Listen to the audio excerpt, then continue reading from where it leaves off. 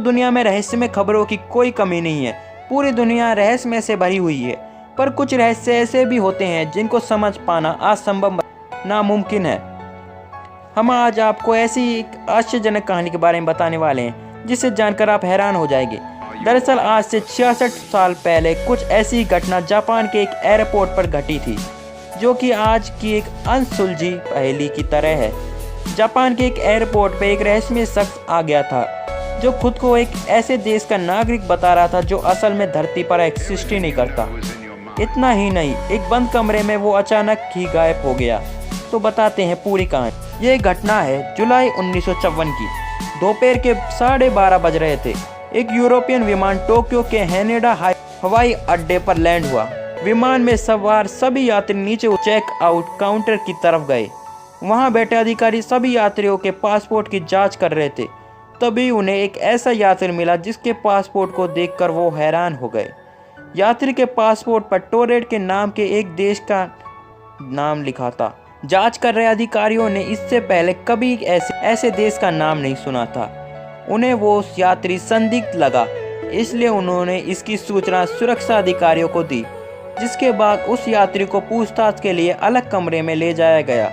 अधिकारियों ने सबसे पहले तो उससे जापान आने का कारण पूछा। इस पर उसने बताया कि वह एक कारोबार और बिजनेस के सिलसिले पर यहाँ आया था। सुरक्षा अधिकारी ने उस रहस्यमय यात्री के पासपोर्ट की जांच की, जिस पर उसके देश का नाम टोरेट लिखा था। उन्हें भी बड़ा आश्चर्य हुआ, क्या सच में ऐसा कोई देश है?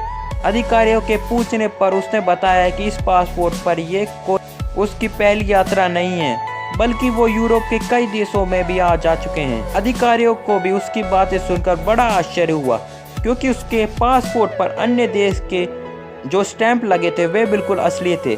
फिर भी वो इस बात को मानने को कतई तैयार नहीं थे कि जिस देश से वह यात्री आया है वह दरअसल धरती पर है। सुरक्षा अधिकारियों ने यह जानने के लिए टोरेट आखिर धरती पर कहाँ उस यात्री को दुनिया का मैप दिखाया और पूछा कि तुम्हारा देश कहाँ पर है। इस पर उस यात्री अंडोरा नाम के देश पर उंगली रखते हुए कहा कि यहाँ मेरा देश टोरेट है, लेकिन उसे ये समझ नहीं आ सका यहाँ टोरेट की जगह अंडोरा क्यों लिखा गया है।